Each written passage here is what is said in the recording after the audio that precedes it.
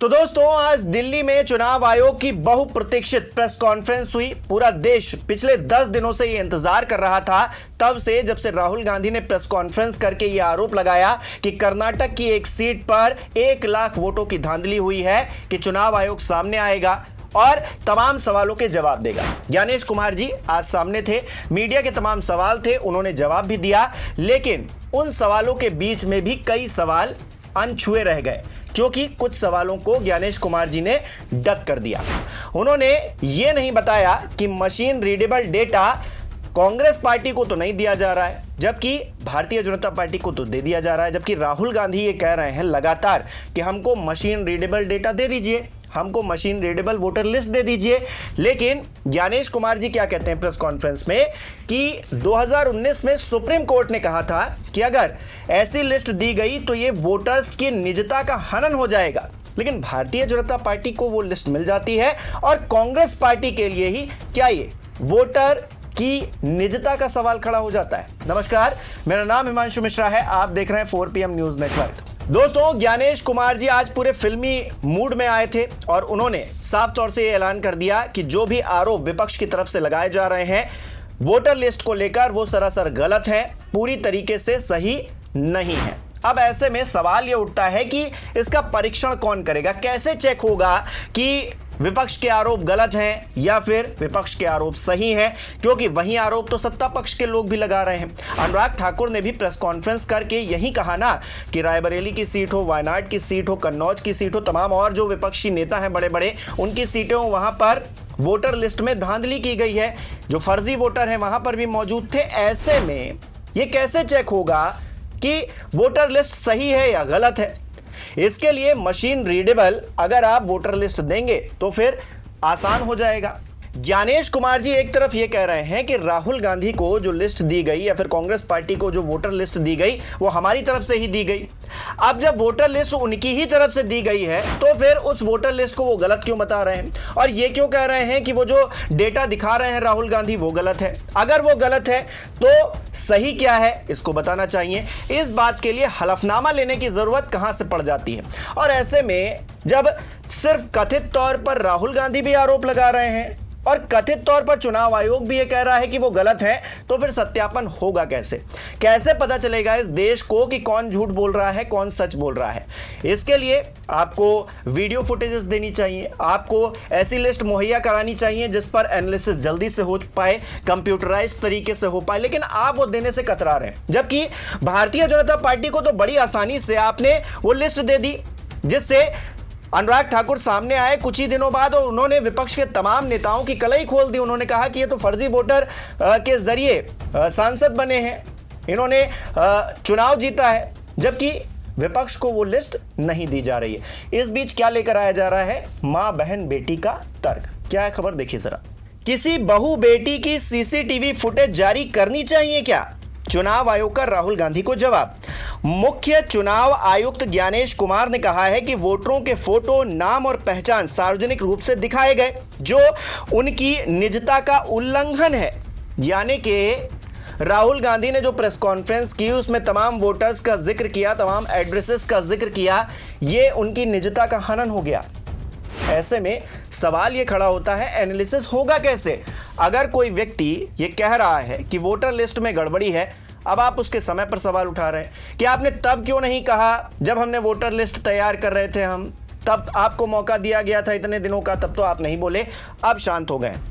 लेकिन अब क्या, अगर वो डेटा लेकर सामने आए हैं तो फिर क्या उसमें गड़बड़ी है या फिर नहीं है, इसका जवाब कौन देगा? समय पर तो आपने सवाल उठा दिया और ये सही भी है। जब तमाम दलों को मौका दिया गया था, भारतीय जनता पार्टी भी उसमें शामिल थी, वायनाड की सीट भी उसमें शामिल थी, रायबरेली की सीट, कन्नौज की सीट, सब कुछ शामिल था, जिसमें अनुराग ठाकुर क्या कह रहे थे? फर्जी वोटर यहां पर भी देखे गए, तमाम लोगों के नाम भी उन्होंने गिनवाए।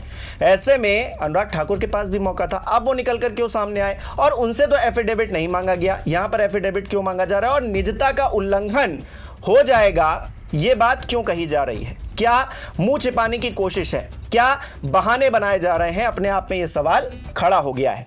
हमने कुछ दिन पहले देखा कि कई मतदाताओं की फोटो, उनकी अनुमति के बिना मीडिया के समक्ष रखी गई, उनके ऊपर आरोप लगाए गए, उनका इस्तेमाल किया गया। क्या अपनी माताओं, बहुओं, बेटियों सहित किसी भी मतदाता की सीसीटीवी वीडियो चुनाव आयोग को साझा करनी चाहिए क्या? ये देखिए खबर भी है जी न्यूज पर, can't share machine readable voter list as it may lead to breach of privacy, CEC Gyanesh Kumar.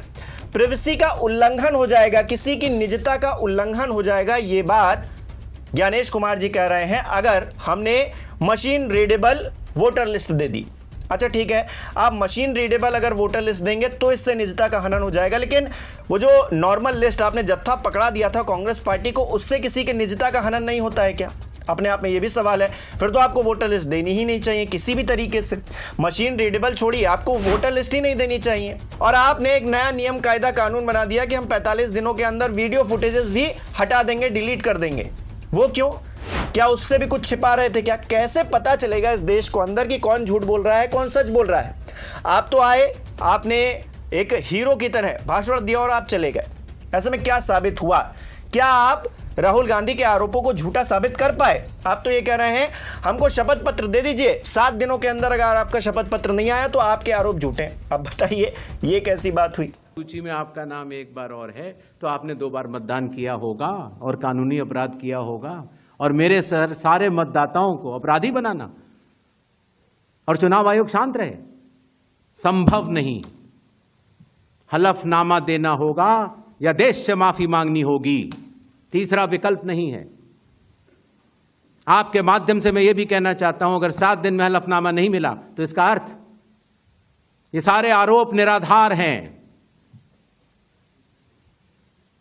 और हमारे मतदाताओं को यह कहना कि वो फर्जी हैं, इसके ऊपर जो भी इस बात को बोल रहा है उसको माफी मांगनी चाहिए। अब दोस्तों ये बात साफ है कि राहुल गांधी हो, विपक्ष के तमाम नेता हों, सत्ता पक्ष के लोग हों, खुद चुनाव आयोग हो, वो ये चाहते हैं, जिस तरह लगता है, जिस तरह कहा जा रहा है, बातें कही जा रही हैं, उससे तो यही लगता है कि वो चाहते हैं एक साफ सुथरी वोटर लिस्ट बने। लेकिन ये बनेगी कैसे? इन आरोपों के जरिए बनेगी क्या?